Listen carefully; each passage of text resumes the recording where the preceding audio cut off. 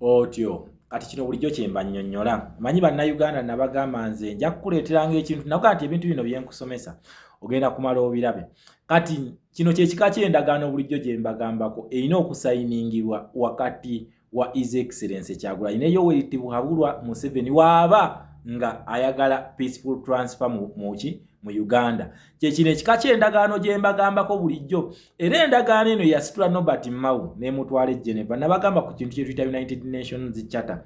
Ne mbagamba nti dialogue zino ezirina okukolebwa nga zigenda kukolebwa mu Uganda wano zirina kukubirizibwa wakati wa United Nations then ne groups ziri endala. Kakati kyekino bulijjo kye nkunnyonnyola ng'olunaku olwaleero wenjogerera oba wenkoledde vidiyo eno Democratic Republic of Congo ekiriyo nti government emaze okusituka itogera kati essaawa eno bali mu Geneva bagenze mu Geneva ne M23 bali representative M23 ey'abannansi ba Congo bagenze okusayininga endagaano y'emirembe nkiddamu bagenze okusayininga endagaano y'emirembe mu Geneva Geneva gye bali that is Switzerland wali ekitebe kya United Nations so bagenze okusayininga endagaano y'emirembe kati endagaano eno bulijjo gye nkola ki gye mbasomesako gye mugamba mu temujagala biki kati olaba endagaano eno nti ekolera olunaku olwaleero oba bagisayininga naye factors ezibaddewo okukyankalanya embeera okuli Paul Kagame n'aba East African Community ababbi ba Africa ne African Union teri represented okitegeera teri represented kati eno meaningful dialogue bulijjo gye nkola ki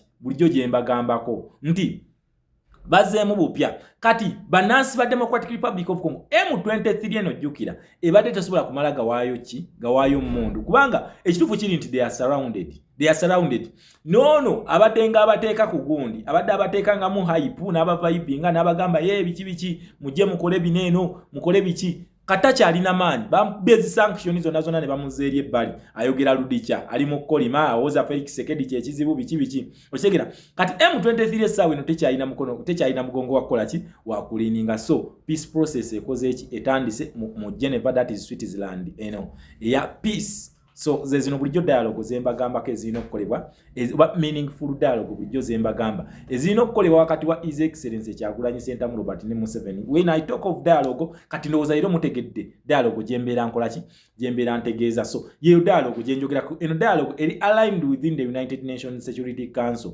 nakugamba nti eno revolution yo eri ki it is 100% foreign policy era nekugamba nti you have to understand this revolution senga onagitegeera ogenda kola ki ogenda kubanga otegeera gye biggwera so if it is peaceful transfer of power it has to be dialogue eno ekubizibwa United Nations oba United Nations Security Council eno nakugamba nti dialogue eno yaliko mu ggwanga erya Syria yaliko mu ggwanga erya Syria mu 2005 wakati wa government ya Assad n'abayekera abaaliwo abali bagamba nti kakati gwe mukulu ekimala okitegera abali bamugamba nti ekimala yessaawa mute obuyinza bw'eggwanga erya Syria nakugamba nti bagenda mu ndagaano eno bagigendamu aba Syria era mu kugendera mu ndagaano eno groups ezaali zigize nti Assad bali bamutadde ku kisenge wabula olw'okubanga nti the Russian influence Russia erina influence zaayo oba erina interest z'amaanyi nnyo mu ggwanga erya Syria due to the freezing egenda maaso during the winter seasons mu ggwanga erya Russia nti baavuganga ebyombo byabwe byonna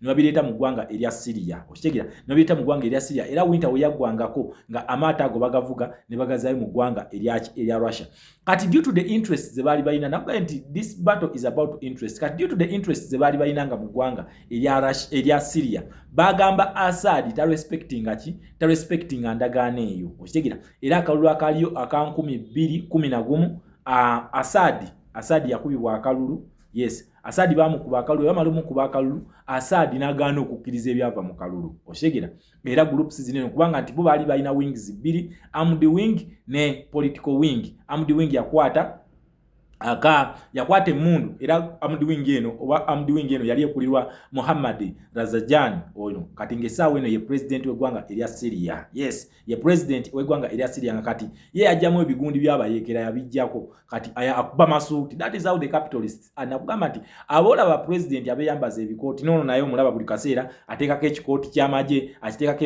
ekikooti ky'amagye kitegeeza is protesting against the civilian rule.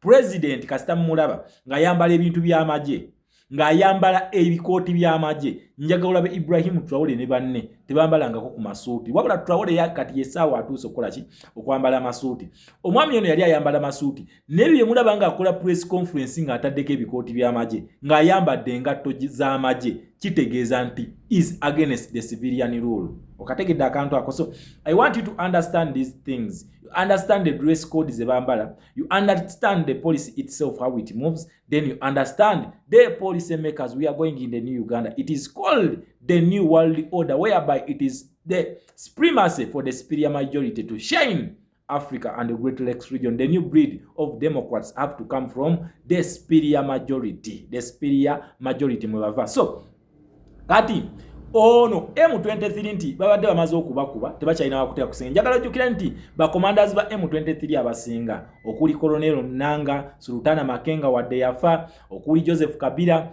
abantu bangi Willy Ngoma ye yafa naye yafa, yes makanika yafa. So, uwo tunulide abantu abo bayina emisango government gye yabateekako. Okitegera?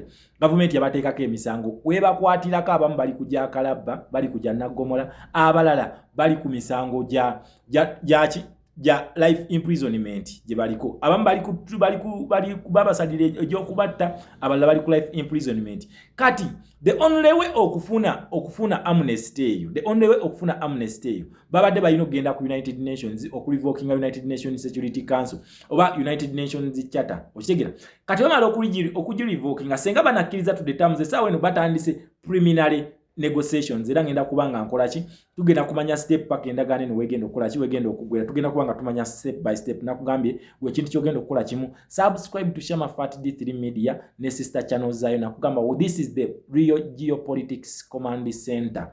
If you miss here then nowhere else you either here or nowhere else wano woli oba si ekyo toyina woli bino nakugamba byenkusomesa ogenda kubirabako nkiddamu ogenda kubirabako because I understand the revolution I didn't cram the revolution zino revolution zibaddewo tesoose mu Uganda okitegera wabula means ze zinzo okubanga zikyuseemu naye nakugamba nti gwe kasita otunulya revolution zibeera bbiri mu nsi bbiri bwezi teriyo ndala esooka it is either on the capitalist side or the communist side.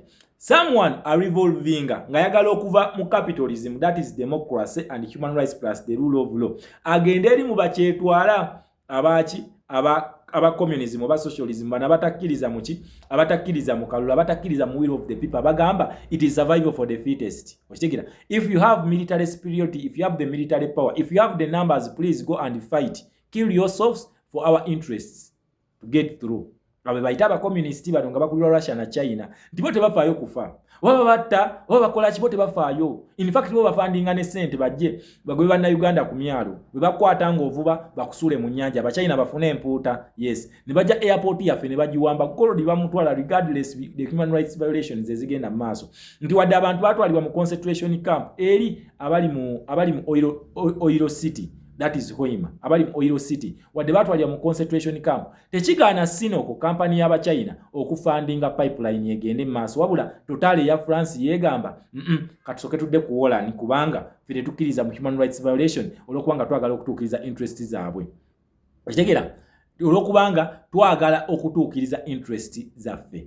We are not going to agree to that nti mukwata abantu bateke mu concentration camp fetukolechi fetujet funding fetugenda bikiza chovola totale egamba kateta step back neyo China egamba fe kulwa sinoko tugenda kuwa bi pipeline egende maaso babali mu concentration camp tebitukwatako fikasa tugagawaza China okitegera kati egundi west bili wezibeera kati then nensi zinenda azo zibeera zigamba nti amukulu fetugamba nti democracy rule of law and human rights the people must have a say to their country. Chovola bakugamba it is only in democracy whereby power belongs to the people, but in communism power does not belong to the people, it belongs to the barrel of the gun rule yebeerayo. Okitegera ekintu ekyo kati okufuna consensus wano nga obadde nti mugenda kukiriziganya democracy obanga mbadde mukutte mundu nga mwagala okufuna reconciliation ebeera ya United Nations. Okitegera ebeera ya United Nations era wetwogerera kati aba M23 aba Congo underline the word aba Congo kubanga M23 ne ibadde ne alliances za njawulo. Okitegera ibadde ina alliances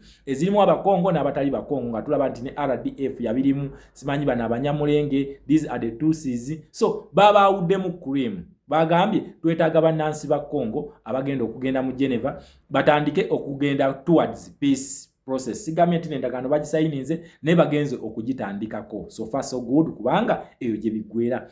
Kaakati weggwa baddemu okulaba omuntu yenna alina akwate mundu mu ggwanga Democratic Republic of Congo oddemu destabilizing Congo. Either ng'oli munnansi nga wasayininze endagaano eno oba gavumenti okujja okukwata bano. So Amnesty bagenda kugifuna. Kino kye ngamba NRM mu Uganda nti ekituufu kiri nti byonna mubikoze, yes mubikola, ne you are not the last. Senga mbaddemu elasti nga kikoma kummwe muba musobola okukola ki ekintu kye ngamba.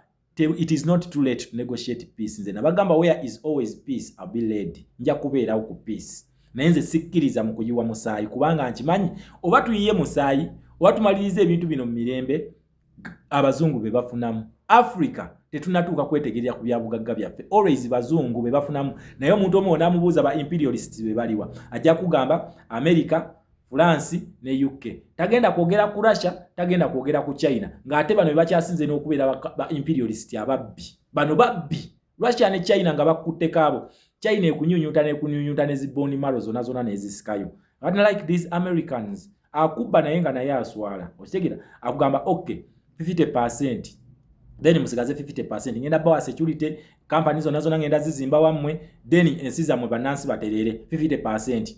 Kati gwe kibeera eri gwe n'ogamba okay 50% deal or no deal according to the situation gy'obeera olina. Kati wesaagala batutwale M23 eno wadde ekkiriza okugenda e Geneva naye ekintu ekyamanyi kye bagenda okufunayo nga M23 kigenda kubeera bwekiti kye bagenda okufunayo M23. Just mark this one, bagenda kufuna eddementi, bagenda kuddamu bakole no mu businesses eza bulijjo, bagenda kuparticipating mu politics w'ensi yaabwe, bagenda kufuna ekintu kye bayita civil rights, bagenda kuzifuna zigenda kubaddira these civil rights. Naye tactically they have lost. M23 eruzinze. Kati senga bagenda bo ne bateesezaawo olumu ne bagamba okay katuve mu Paul Kagame tukwatagane ne government yaffe y'abannansi ba Congo tube nga tumaliriza ebintu bino. Kati bino byonna tebandituuseeyo. Okitegera tebandituuseeyo. Nti kati already oli 50% agiwaddeyo. Kati lero tugenda gamba government ntino ate kakati kale nga ffe tuli ne bannansi ba Congo nave 50% gye mwatwalako tugyetaaga. Ekyo balimba bagenda kusigaza the basic rights naye nga ate luli bali balina leverage okusobola okukola kyokutesa. And so do Paul Kagame. Ne Paul Kagame yali alina leverage ogamba nti nsobola okufunayo ku bintu ekongo eyo. Nebo they wanted it all. Bali babyagala byonna. Now it is greed. What have they benefited? Bafunye eki already ono yabagambi. By the way mujja kumbuuza nti ate gundi ezibadde mu America ne eze Washington neki zino akodi ebbiri bazigasse. Okitegera akodi ebbiri bazigasse eye Washington ne Doha bazigasse ebbiri then bajjemu emu ya United Nations. Kati meeting ezibadde kata ne gundi ze bafuna mu Washington bagenda zigattira mu Geneva, that is Switzerland, okulaba nga bakola babage gundi eyawamu bweti egenda okubanga ekolaki ng'ebagatta bonna okulaba nga bafuna a solution to everlasting peace in the Democratic Republic of Congo at the loss of Paul Kagame sir and M23. M23 has lost it all. Tebalina kye bagenda kuvaayo nakyo okujjako kufuna basic rights. At this time round, we cannot give it all to Felix Tshekedi, but we can say congratulations to Felix Tshekedi, congratulations to the people of the Democratic Republic of Congo. Yes, you are going to have everlasting peace under the protection of the United Nations Charter. United Nations Charter yonono gye mulaba yogera ku kintu kye tuyita territorial integrity oba territorial sovereignty nti whereby one country cannot come and invade the territories of another country. Wali walemeddeyo wali wakyeremezaayo agamba sifuluma kubanga this is about my defense. You are putting your defense in the territories which is not yours. Okitegera kugambye eno Geneva agreement eno senga bagituukako bulungi nnyo katubasabire batuukeko kubanga nze nabagamba enjagala nnyo emirembe si kirungi kwetta. Katubasabire batuukeko ku mirembe bagifune efune then senga bagituukako everlasting peace bonna ne basayininga waliwo eyeremeza mu ggwanga erya Congo oyo yeremezaayo naye nga njagala ojjuke nti Washington Accord yagisayininga era ne bamugamba nti mukulu vaayo guno mulundi gwakubiri nga bamuwooninga nga yeefudde nampulira zibi naye atusooke tumalirize Geneva Accord eno okugisayininga oba Geneva Agreement eno wakati wa M23 ne abakongo. Bwe njogera ku M23 ngamba abakongo ne gavumenti eya Felix Tshekedi ey'abakongo. Yes, kasita bamala okuteesa kati so tugenda kutunuulira emizinga gino ono atuwulira aliwo ku lwaki. So Abana balayika bagenda kuwaayo emmundu, yes, abaana ba Democratic Republic of Congo abaali basazeewo okuyekera okutaasa ensi yaabwe nga bali hoodwinked, nga basiriwaziddwa, okitegeera, nga basiriwaziddwa foreign agent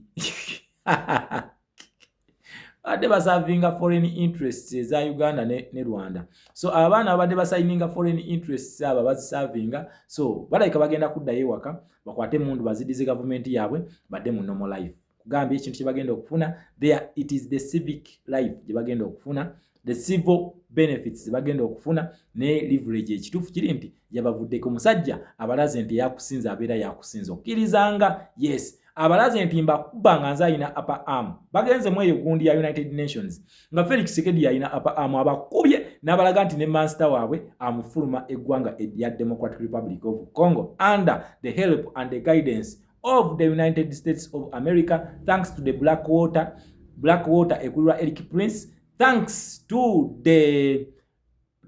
Angola ekulirwa Lorenko, kuba Lorenko abadde wa mukono gwa maanyi nnyo okulaba nga move zino zigenda maaso, obanga America eno efuna connection ku United Congo, kubanga United kati twogera ku bannansi bagenda kuddamu ku unitinga ku ttaka lyabwe, bannansi bagenda kuddamu ku unitinga ku lwensi yaabwe, bannansi bagenda ku unitinga for the progress of the Democratic Republic of Congo, not for the progress of other countries nga bali hoodwinked. You kill your own people, oshegera, you kill the Congolese to the benefit of others. That is not the Africa we are advocating for. We are advocating for Africa which has peace, whereby the rights and benefits of a country's resource begins with the citizens and the natives of the country, that same person. Eyo yegundi gye tulwanirira. Twagala nti ensi webe ine ebyobugagga byayo. Ebyobugagga bino nga tebinnagasa East African Community.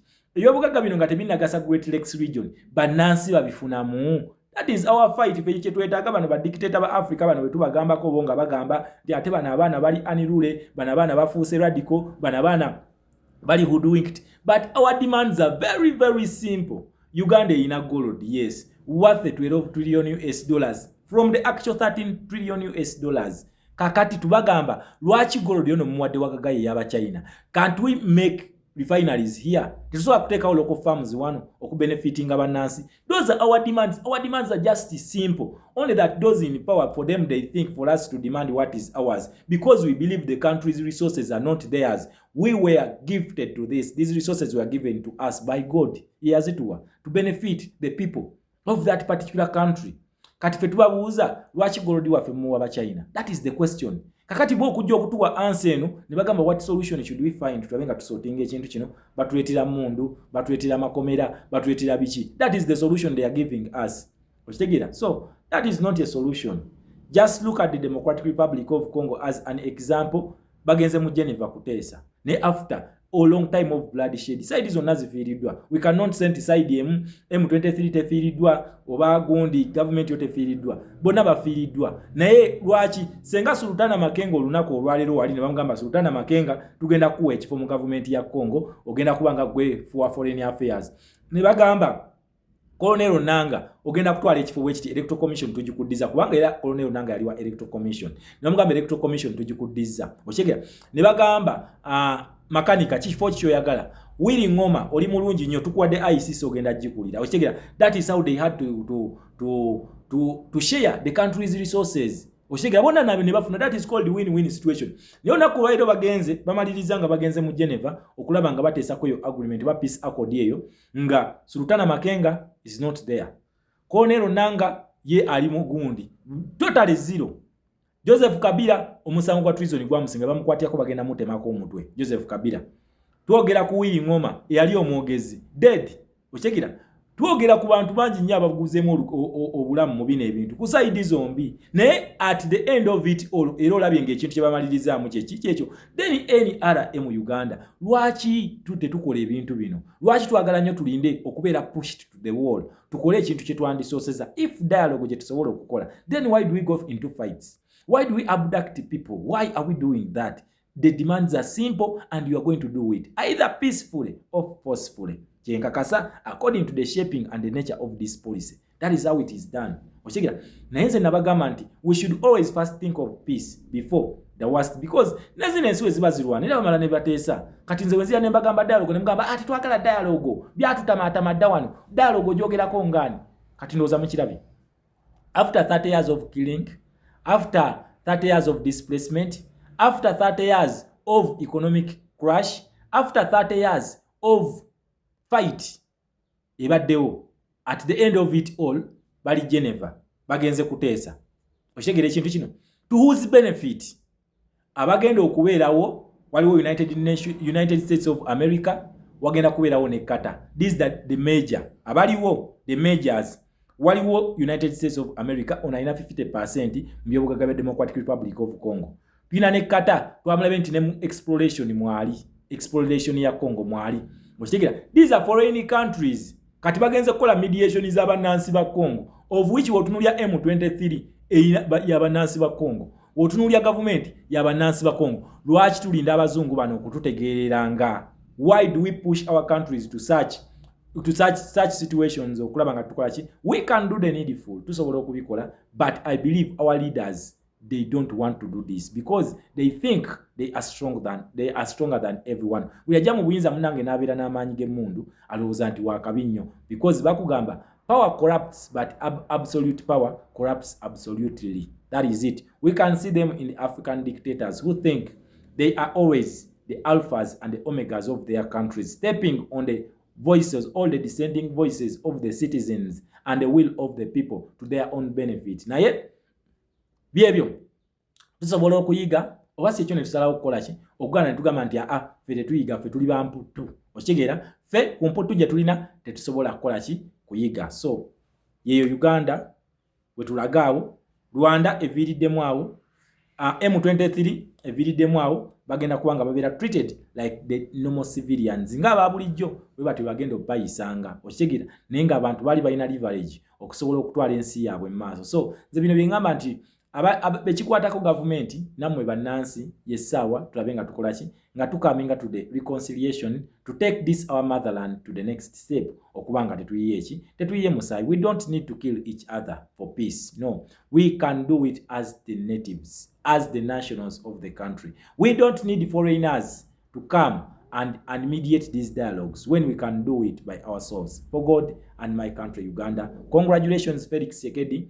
Congratulations to the people of Congo. I wish the peace accord goes as to the benefit of the people as agreed upon. For God and my country, Uganda.